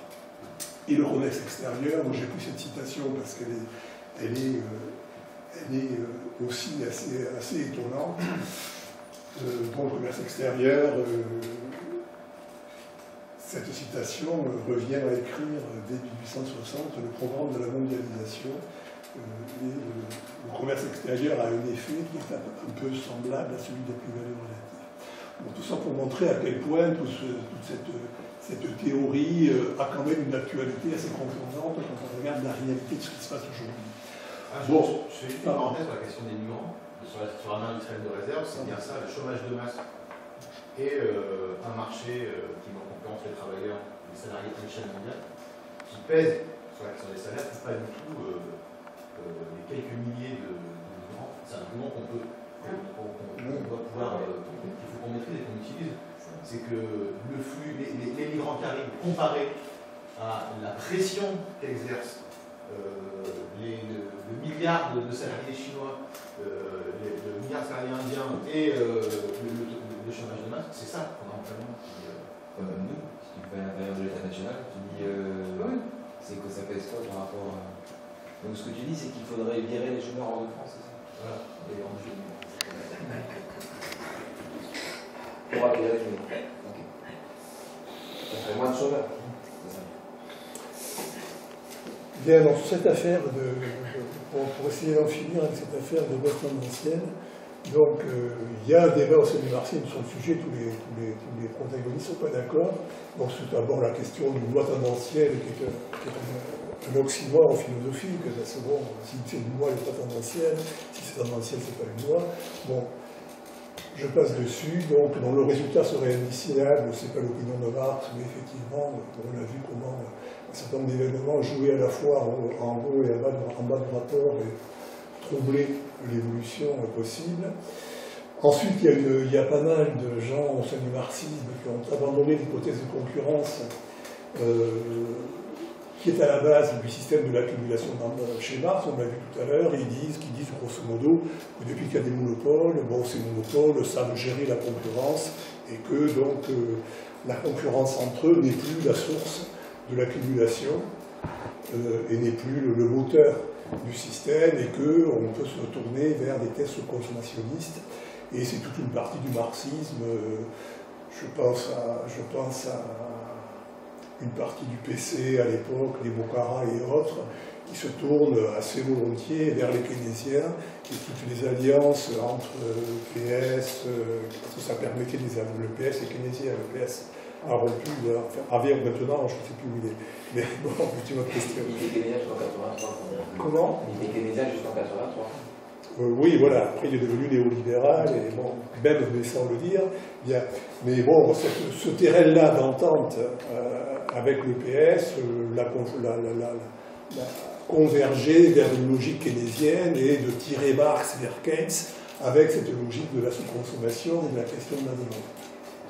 Qui donc a suscité pas mal de courants et de débats au sein du marxisme qui tiraient vers Keynes et qui abandonnaient les questions d'accumulation, de taux de profit, de baisse tendancielle, etc. Bien. Alors, à partir de là, aujourd'hui, le débat qui existe de façon plus précise, parce que bon, comment dire, aujourd'hui, plus personne ne sait très bien ce que pense le PC sur une série de sujets. Ça devient un peu difficile, donc tout ça, c'est des choses un peu du passé, récent, mais quand même un peu du passé.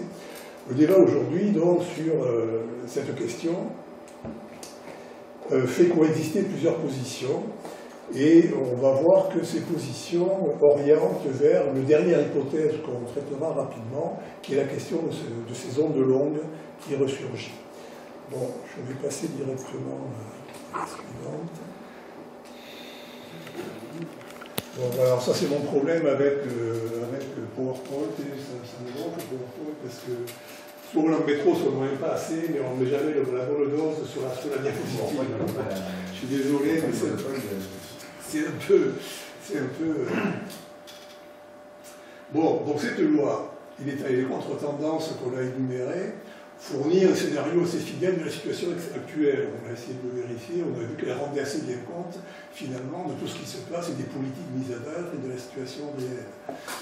Bon, donc d'une part, il y a une situation de sous-consommation de plus en plus criante. Bon, les gilets jaunes en sont une preuve concrète aujourd'hui dans la rue, mais pour les marxistes, ce n'est pas la cause du problème, c'est la conséquence. C'est la conséquence du fait que les marxistes, que les bourgeois n'ont pas reconstitué leur taux de profit et que donc ils sont obligés de taper sur la demande, de taper sur les salaires et de faire reculer les salaires pour reconstituer le taux de profit, mais c'est une reconstitution maladive, qui n'est pas saine pour le système. Bien. Cette loi est... Pardon. Il y a aussi le fait la sous-consommation à prendre en parallèle avec une surproduction aussi. Oui, c'est le pendant, c'est le symétrique. Quand il y a sous-consommation, il y a aussi forcément, ça veut dire que c'est surproduction quelque part. Bon, ce qu'on n'a pas vu, on est assez vite, mais pour les entreprises les plus importantes, la sous-consommation locale en France, pour le CAC 40, la sous-consommation en France, issue donc de cette bataille contre les salariés dont on a vu tous les tenants et aboutissants tout à l'heure, est assez peu importante parce qu'ils vont en arrière. Donc pour eux, les politiques qui sont suivies sont tout à fait adéquates. Parce que s'il y a un problème de consommation en France parce qu'il n'y a pas assez de salaires et de revenus distribués, ils vont en arrière, ils sont organisés au niveau mondial avec l'organisation, ce n'est pas un problème majeur pour eux. Par contre, il y a une partie du capitalisme pour laquelle ça l'est. C'est clair. Et de ce point de vue-là, bon, aussi, on ne s'y est pas arrêté quand on parlait du point 2 là, alors, les schémas de reproduction et les chiffres de la demande. La situation créée aujourd'hui, c'est que, par exemple, c'est-à-dire c'est Husson qui cite ça dans un de ses textes, Entre 2000 et 2006, le CAC 40 a doublé ses profits. Doublé, 100%. Mais le taux moyen de profit en France a augmenté de 20%. Ça veut dire qu'il y en a qui ont beaucoup souffert. Hein. Si la moyenne est à 20 et qu'il y a un gros paquet, qui est quand même le CAC 40, qui lui est à 100%, c'est qu'il y a des gens qui sont très en dessous de 20 et qu'il y a toute une partie du capitalisme qui souffre réellement, qui est à des taux de profit très bas. Et bon, c'est d'ailleurs peut-être une réponse à la question d'évaluation précise du taux de profit aujourd'hui en moyenne. Est-ce que cette moyenne a un sens réel quand on voit ce genre de chiffres-là? Aujourd'hui, visiblement, le taux de profit est quand même assez mal réparti entre les divers partenaires du capitaliste, et il y a un capitaliste installé, monopolisé, qui est celui du CAC 40 qui vit bien. Il y en a un autre qui probablement vit moins bien aujourd'hui. C'est aussi un truc à prendre en compte quand on réfléchit à la situation. Bien. Alors ce qui colle pas avec les schémas, d'abord, oui, bon, la sous-consommation, la financiarisation sous ces deux formes. Voilà, je résume, c'est un peu, j'ai un peu durci les choses, mais grosso modo, pour moi, ce qu'on appelle la financiarisation, c'est d'une part que le grand capital a ouvert un casino où on peut jouer, où on peut former des bulles spéculatives qui consistent à capter de la plus-value produite ailleurs. D'une part, c'est une des fonctions de la finance, de redistribuer la plus-value en ouvrant un casino, effectivement, spéculatif, à la bourse, et puis dans tous les appareils, tous les systèmes que la finance a produits qui permettent de faire circuler la plus-value, et ce qu'on a vu exploser donc, au moment de la crise des subprimes. Et la seconde fonction de la finance dans ce système, c'est d'ouvrir largement la vanne du crédit comme palliatif au salaire manquant. On a vu ça aussi commence à exploser en 2007 au moment des subprimes de la crise de 2007, mais qui fait penser et qui permet de montrer, et c'est une déduction de tout ce qu'on a vu jusqu'ici, que finalement la finance est fonctionnelle, c'est pas une excroissance maladive sur le système, elle joue un rôle tout à fait important, et on peut constater d'ailleurs que malgré des déclarations guerrières tout à fait importantes qu'on a vues dans la bouche des Sarkozy et des Hollande, aucune réforme sérieuse n'a été entreprise depuis 2008 sur ce sujet-là, et tous les thèmes qui ont été évoqués, aucun n'est arrivé à réalisation, parce que la finance joue un rôle tout à fait fondamental dans le système maintenant, et qu'elle est loin d'être simplement un furon sur un corsaire. Ce qui veut dire quand même que si une politique radicale contre la financiarisation mettrait à bas le système capitaliste tel qu'il est, si dans le contexte actuel il repose là-dessus, parce qu'il en a besoin. Oui, bien sûr, mais comment dire, il est fonctionnel parce que c'est le système qui le provoque. Et donc se battre contre la finance, bien sûr, on peut se battre contre la finance, mais c'est pas simplement en supprimant la finance qu'on solutionnera la question. On l'a vu auparavant, elle dépend quand même de paramètres tout à fait fondamentaux du système. Donc la finance sert aujourd'hui à pallier le salaire manquant, puisque toute la politique libérale consiste globalement à faire reculer le salaire dans la valeur ajoutée, et elle y parvient. Donc c'est de donner du salaire comment dire, artificiel par le biais du crédit, ce qu'on développe aujourd'hui, on le verra je pense aussi cet après-midi quand on verra plus précisément la situation actuelle. Il y a réellement de ce point de vue-là un rôle réel de la finance, mais qui est, comment dire, une solution à une maladie, c'est-à-dire une solution curative à une maladie qui est en cours du système, mais supprimer le médicament ne supprimera pas les maladies.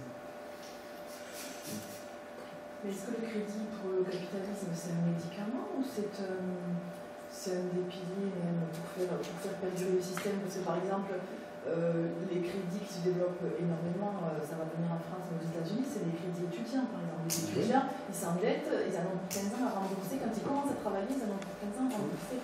Donc est-ce que c'est pas structurel du système? Si, tout à fait. Mais enfin, je pense qu'on le verra cet après-midi. On verra cet après-midi que le crédit a pris une proportion qui deviennent monstrueuses. Enfin, on le verra cet après-midi, je pense. Ouais, On empiète sur... non, un peu, mais c'est pas grave. En fait, c'est aussi, ça permet aussi de voir. Il y a des situations où, en fait, le crédit, c'est quoi? C'est créer de la monnaie en escomptant que les revenus futurs permettront de... Donc, quand les revenus futurs arrivent, en fait, il n'y a pas de souci. Typiquement, maison de banlieue, c'est des gains de productivité. On fait du crédit. Le crédit est nécessaire pour avancer les fonds avant même de commencer à avoir vendu les produits. Il y a un décalage entre il faut que j'investisse, je lance la production, et après je vends, sans avoir jamais la garantie que je vais effectivement vendre. C'est un des problèmes de faire le swap. Là où il y a un souci, et on verra c'est ce qui se passe en fait en ce moment, c'est que désormais, le crédit et la création monétaire, c'est un pari sur des revenus qui n'arrivent jamais. Et donc il y a un rappel à l'ordre permanent, c'est les crises qu'on a depuis récurrentes, depuis les années 90, qui fait qu'en fait, les revenus n'arrivent pas. Et ça, en fait, c'est la nature de la place que prend le crédit qui change. Ou bien il y a effectivement des revenus qui arrivent, et du coup, il y a un côté bouclage du circuit, ou bien c'est le crédit qui tient à bout de bras le système, et c'est très instable. C'est ça, mais c'est voulu. Enfin, je veux dire, le système le subit ou l'organise? Après, le système capitaliste. il y en a besoin, c'est nécessaire l'accumulation. Le crédit précède l'accumulation. Oui, donc il en a besoin. Donc il en a besoin. Après, la place que va prendre cette affaire-là dépend de la part des taux de profit et des gains de productivité. Oui. Juste un mot sur est-ce que c'est pas pour ce qui est écrit sur la financiarisation, est-ce que ça explique un peu les réticences qu'on a à employer le terme d'oligarchie financière? Les réticences. Je le cas par rapport à d'autres courants. On dit l'oligarchie financière, dénoncer l'oligarchie financière, c'est pas. Est-ce que ça renvoie au fait que la finance est fonctionnelle et que c'est pas juste pour l'exploitation? Ça fait dire les débats actuels. C'est ça qu'on n'est pas d'accord quand on parle. Oui, c'est l'idée, les banques n'ont pas pris le pouvoir et imposé leur volonté en disant en fait on va détourner, en fait les banques n'ont pas à un moment donné dit on va détourner à notre profit une richesse qui est créée.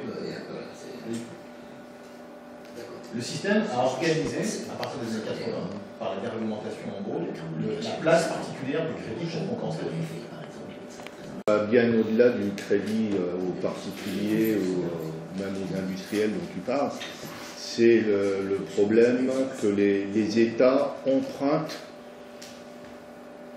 aux banques avec des taux de crédit, alors qu'avant il n'y avait pas de taux de crédit, et ça je crois que c'est Giscard en 73, c'est ça qui a instauré ça. Et donc depuis maintenant, il y a les États qui empruntent aux banques. Et donc ça fait de l'argent avec de l'argent, parce que par exemple le CICE, etc., bah tiens, il faut financer le CICE, ah bah tiens, le budget de l'État, il ne faut pas qu'on... Parce qu'ils sentent bien qu'il y a aussi une course à l'échalote et que les 3% de déficit du budget de l'État, ça vient aussi de ça, c'est tous ces emprunts. Et l'État, quand ils disent il est endetté, c'est parce qu'il emprunte justement pour redistribuer aux capitalistes sous une forme peut-être CICE, allègement de charges qui sont payées sur nos impôts, etc. Enfin, et actuellement, là, ils sont au taquet, parce que l'histoire des 10 milliards pour les gilets jaunes, c'est... et puis toutes les mesures qu'ils prennent actuellement, ils savent qu'ils sont vraiment au taquet. Et je crois que...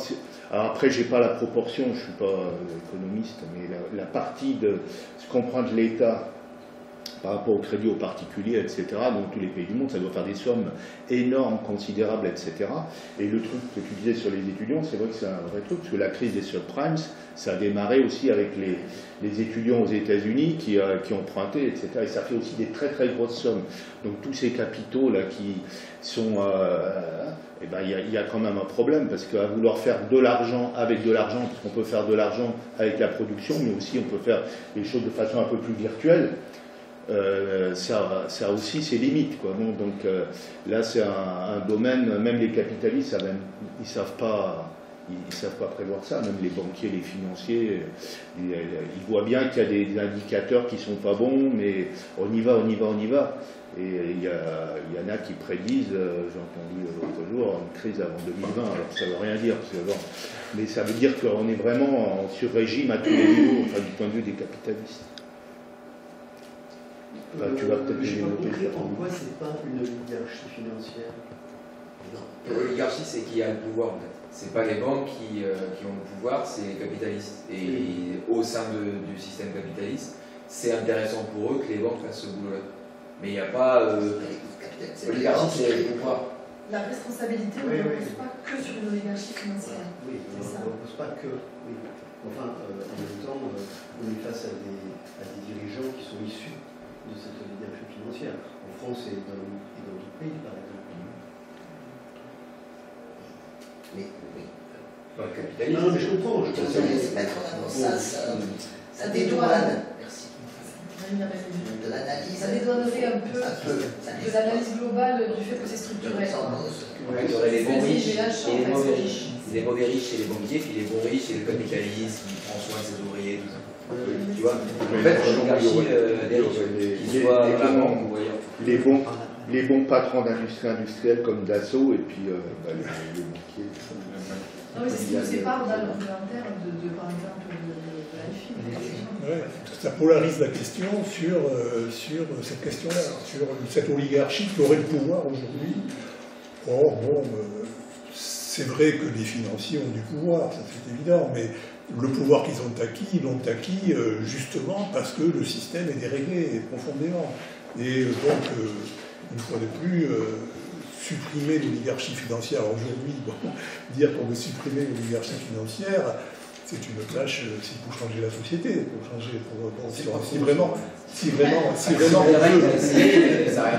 vraiment on veut faire ce qu'on dit, il faut faire la révolution, parce que ces gens ont effectivement beaucoup de pouvoir et sont le pouvoir aujourd'hui. Donc c'est un peu tourné en rond, et quand on nous dit qu'il suffirait de supprimer l'oligarchie financière, ben, il y a du boulot, les gars, et on ne va pas le faire avec 3 élections, hein. Ça ne va pas venir comme ça. Bon, ben oui. Donc, c'est peut-être plutôt ça qu'il faut dire. C'est que remettre en cause l'oligarchie financière, c'est remettre en cause le système capitaliste. Oui, voilà. Là, d'accord. Mais oui, non, mais là, je suis d'accord. Mais ça peut être une manière aussi de faire entendre plus facilement des choses plus compréhensibles directement aux gens qui entendent le candidat des banques, par exemple en France, ou les multinationales, Total, Shell, qui possèdent. Je trouve que ça rentre quand même en résonance avec une problématique facile à comprendre pour les gens. Mais ça n'empêche qu'il faut effectivement déconstruire le système qui a produit ça. Ça vient peut-être du fait qu'on a peut-être trop tendance à s'exprimer. C'est trop théorique. À s'exprimer contre les autres organisations. Et pas à s'exprimer parce que c'est pas donné parce que les autres organisations, quand tu choisis de ne plus être anticapitaliste mais de que être anti-banque, c'est pas donné parce que du coup ça n'empêche pas la crise, ça n'empêche pas l'exploitation, ça n'empêche pas le truc. Mais c'est-à-dire qu'effectivement il faudrait que nous on dise les banques, mais pas que. Les banques et tous les autres. Et même ça a des conséquences sur ensuite comment tu le traduis en termes de monopole public ou création d'une banque. Tu as aussi en termes de concrétisation de. En plus, comment dire, ce qui traduit assez bien la contradiction, c'est quand on regarde le programme de la FI sur le sujet, c'est quand même leur truc, ça, hein, ils sont sur la finance et sur ce genre de logique-là, c'est des groupes keynesiens, grosso modo, de gauche. Ils ne font rien. Dans leur programme, ils ne nationalisent aucune banque. Au début, ils en parlaient un peu dans les élections précédentes, là, il n'y a plus rien.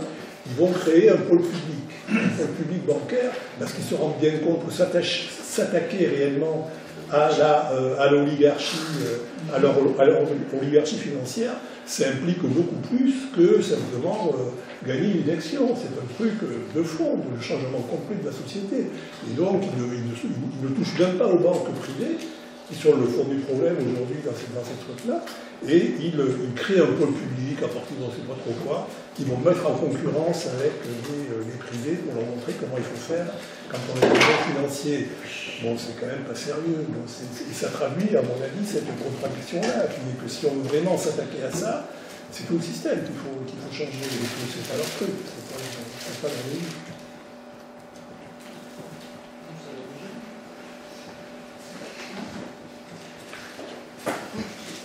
Moi, je ne vois pas en quoi la radio a changé la donne. Tu parles de comment faire la modulation de fréquence. Je ne vois pas. Tu es en train de critiquer les radios libres des années 80. Bon, et ben...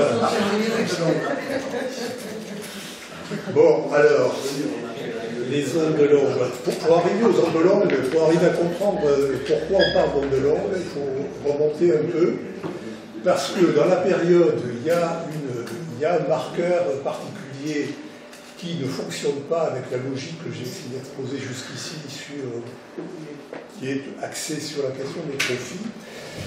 C'est la question de l'investissement et de l'accumulation actuellement. C'est-à-dire il y a des économistes qui, eux, travaillent sur statistiquement sur les taux de profit, qui trouvent que les taux de profit, c'est reconstituer à un bon niveau aujourd'hui. Il y a des chiffres, bon, il y a tout un débat sur comment il fait, bon, là, je ne rentre pas dedans. Mais si on dit que les profits sont reconstitués, dans la logique de base du marxisme, l'investissement devrait reprendre. Parce que c'est quand il y a des profits qu'on se met à investir. Bien. Or, ce n'est pas le cas. Ce n'est pas le cas aujourd'hui, et il y a des courbes qu'on verra peut-être cet après-midi, je ne vais pas reprise là, qui montrent qu'aujourd'hui, bon, les profits remontent plus ou moins selon les statisticiens ou les économistes, on verra, mais par contre l'accumulation ne reprend pas, elle reste à des niveaux très bas, et donc ce qu'on dit tout à l'heure, les occasions d'investissement rentable pour le système sont problématiques, il y en a peu ou pas, ce qui explique tout ce qui a été mis en place par ailleurs, l'ouverture du casino, dont je parlais tout à l'heure, etc. Bien, ça pour les fonds. Donc, il y a une lecture dogmatique qui est le fait de plusieurs économistes actuellement, qui disent que les profits ne remontent pas dans leurs chiffres, donc il n'y a pas d'investissement, et s'il n'y a pas d'investissement, il ne peut pas y avoir de gain de productivité qui est le moteur du système. Sous-entendu, si on investit, la technique peut toujours produire des gains de productivité, ce qui n'est pas prouvé aujourd'hui. Mais enfin, bon, c'est un peu la logique qui est dite là. Première façon de voir la situation actuelle, qui est donc le peu d'investissement, et on le verra aussi, des baisses considérables de productivité, en tout cas de progression de productivité.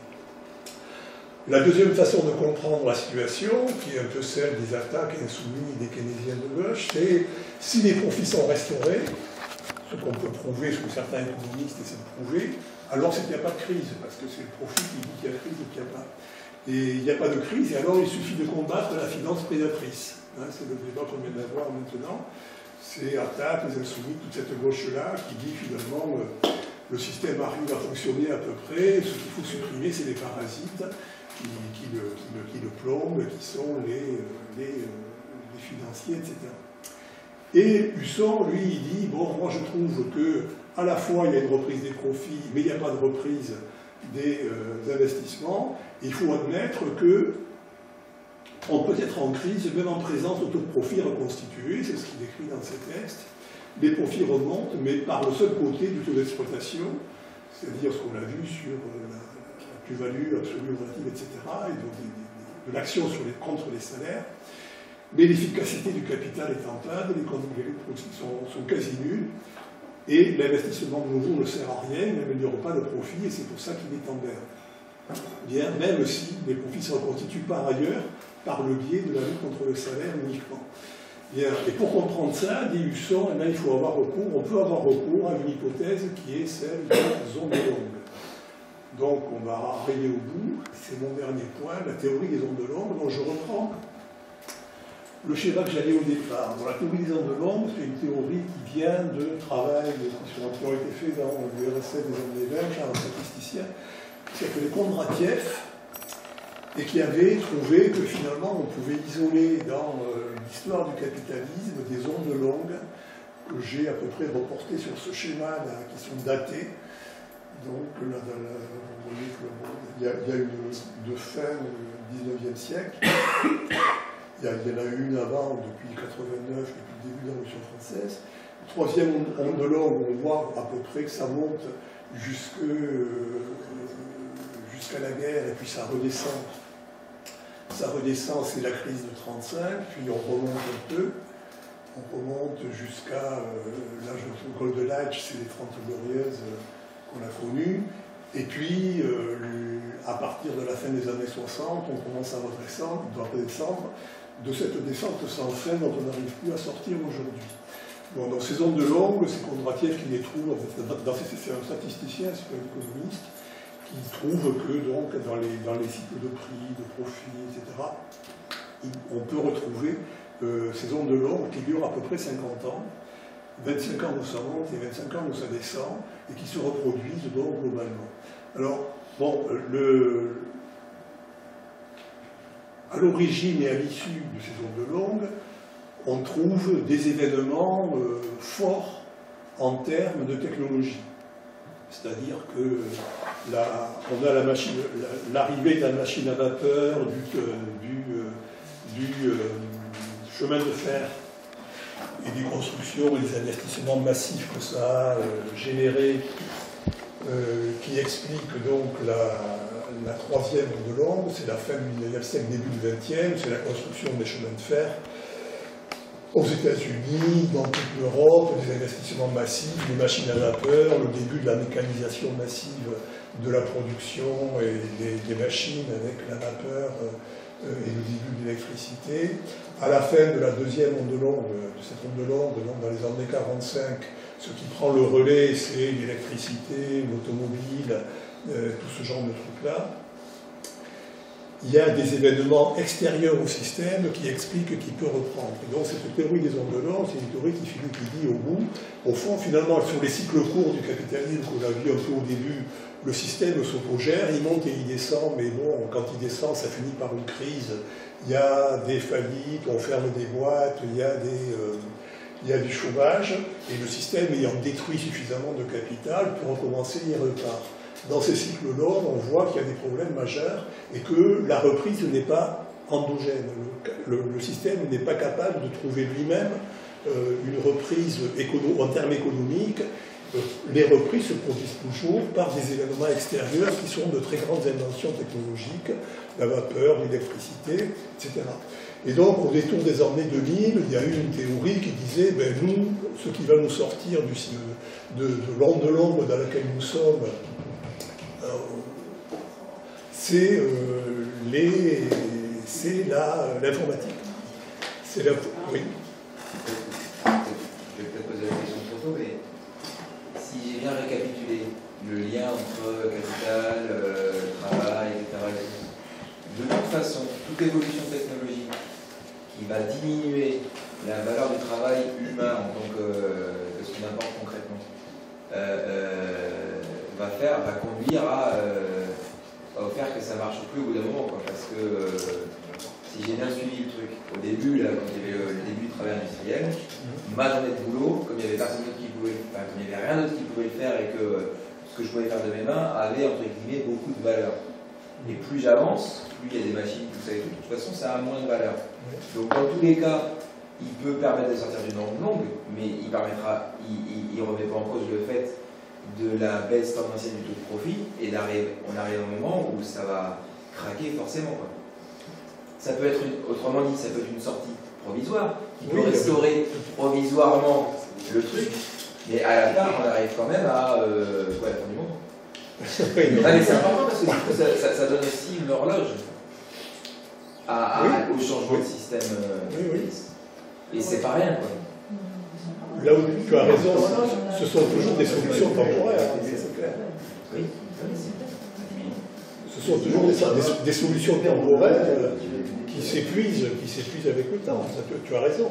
Mais momentanément, autour de 2000, on a espéré, tout le monde, il y a eu des textes dans tous les sens pour expliquer que grâce à l'informatique, à l'informatisation des postes de travail, etc., on allait sortir, et ça allait être notre machine à vapeur à l'eau, quoi. Ça avait sorti le système du cycle dans un des cycles en question, ou l'électricité, ou l'automobile, ou des choses qui impliquent des investissements colossaux qui ont eu lieu dans le passé. Et puis, bien, le problème aujourd'hui, c'est que ça ne se passe pas. On en parlera cet après-midi. Cette recherche autour du progrès technique, parce que l'objectif étant d'avoir des gains de productivité, c'est ça qui assouplit les pressions sur la question sur la baisse de profit. Ça explique la bulle Internet de 2000, ça explique les discussions autour de la valorisation des plateformes qui apparaissent comme des logiciels de gain de productivité. En réalité, il y a un débat, y compris par les économistes mainstream, sur est-ce qu'on va avoir aussi autour de l'imprimante 3D et compagnie, tout ce truc-là, traduit une recherche de mais où est l'élément technique qui va faire qu'on va retrouver des gains de productivité. Et parmi, je disais, des économistes mainstream, il y a un débat, on en a un, par exemple, à Lyon, un de chez nous, qui dit le poids technique est devant nous. On va avoir une vague de poids technique type comme l'imprimerie et compagnie, c'est l'imprimante 3D, c'est ça comme technologie. Et il y a d'autres économistes qui disent en vrai, c'est fini. Il faut s'habituer au fait qu'on n'aura jamais acheté son billet sur Internet. C'est pas pareil que la bancarisation. Enfin, on n'aura jamais Donc le débat, il est autour de ce qu'on appelle la stagnation séculaire. Et il est même, il touche pas du tout simplement les marxistes. Et l'enjeu des bulles répétées, notamment celle de 2000, c'est le capital cherche un endroit où enfin il pourra trouver une valorisation à la hauteur des capitaux qui sont mis en œuvre. Et c'est intéressant de voir,